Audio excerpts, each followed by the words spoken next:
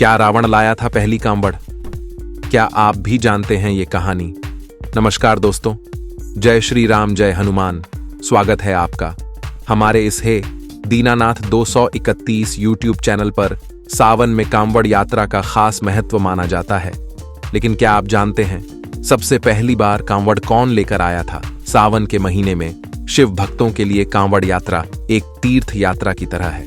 कांवड़ यात्रा में लोग अपनी श्रद्धा के अनुरूप किसी तालाब, नदी से पवित्र जल लेकर आते हैं और फिर भगवान शिव का अभिषेक करते हैं। कांवड़ यात्रा में लोग इस पवित्र जल को पैदल ही लेकर आते हैं और भगवान शिव को अर्पित करते हैं।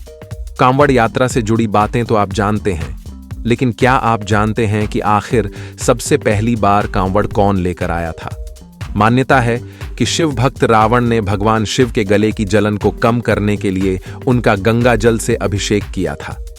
रावण ने कांवड़ में जल भरकर बागपत स्थित पुरा महादेव में भगवान शिव का जलाभिषेक किया था। शिव पुराण के मुताबिक सावन के महीने में समुद्र मंथन हुआ था। मंथन के दौरान 14 प्रकार के माणिक निकलने के साथ ही हलाहल विष भी निकला। इस जहरीले विष से सृष्टि को बचाने के लिए भगवान शिव ने हलाहल विष पी लिया था। भगवान शिव ने यह विष गले में जमा कर लिया, जिस वजह से उनके गले में तेज जलन होने लगी। मान्यता है कि भगवान शिव भक्त रावण ने भगवान शिव के गले की जलन को कम करने के लिए उनका गंगा जल से अभिषेक किया था। रावण ने कांवड़ में जल भरकर बागपत स्थित पुरा महादेव में भगवान शिव का जलाभिषेक किया। इसके बाद से ही कांवड़ यात्रा का प्रचलन शुरू हुआ था। पहली कांवड़ को लेकर कई तरह की कहानियां हैं और कुछ कहानियों के माध्यम से जानते हैं इसके पीछे की पौराणिक कथाएं। कांवड़ यात्रा की कब से शुरुआत हुई? इसके लिए पौराणिक कथा प्रचलित है, जो इस प्रकार है। एक बार की बात है जब सहस्त्रबाहु ऋषि जमदग्नि के यहां पहुंचे थे, जहां पर ऋषि ने उनकी सेवा और आदर सत्कार किया। सहस्त्रबाहु इससे काफी खुश हुए, लेकिन उन्हें समझ नहीं आ रहा था कि गरीब और साधारण साधु के पास आदर सत्कार के लिए इतनी व्यवस्था और धन कैसे है। इसके लिए उन्होंने पता लगाने की कोशिश की। सैनिकों के पास से जानकारी मिली कि ऋषि जमदग्नि के पास एक कामधेनु नाम की दिव्य गाय है, जिससे कुछ भी मांगो वह सब कुछ प्रदान करती है।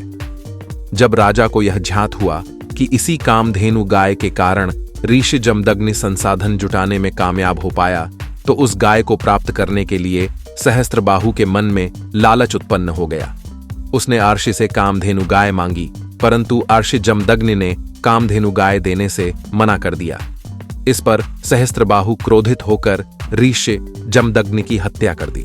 कहा जाता है कि अपने पिता अर्षि जमदग्नि की हत्या की खबर जब भगवान परशुराम को पता चली, तो उन्होंने सहस्त्रबाहु की सभी भुजाओं को काटकर उसकी हत्या कर डाली।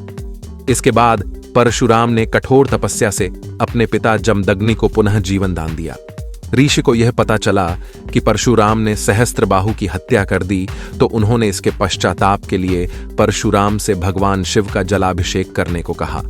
जिसके बाद पिता के कहने पर परशुराम ने अनेकों मील दूर नंगे पांव चलकर गंगा जल लेकर आए तथा आश्रम के पास ही शिवलिंग की स्थापना कर महादेव का महाभिषेक किया और उनकी स्तुति की। तभी से कांवड़ यात्रा की शुरुआत हुई। वहीं कुछ लोगों का मानना है कि त्रेता युग में श्रवण कुमार ने कांवड़ यात्रा की शुरुआत की थी। जब श्रवण कुमार अपने माता पिता को कंधे पर बैठाकर यात्रा कर रहे थे, उस दौरान उन्होंने अपने माँ बाप को कांवड़ में बैठाकर हरिद्वार में गंगा स्नान करवाया था और उसके बाद वो वहां से अपने साथ जल भी लेकर आए थे। ऐसे में कहा जाता है कि ये पहली बार कोई कांवड़ लेकर आया था और भगवान भोलेनाथ का जल अभिषेक किया था, जिसे पहली कांवड़ यात्रा माना जाता है। इतना ही नहीं, ये भी कहा जाता है कि सबसे पहली बार भगवान राम कांवड़ लेकर आए थे।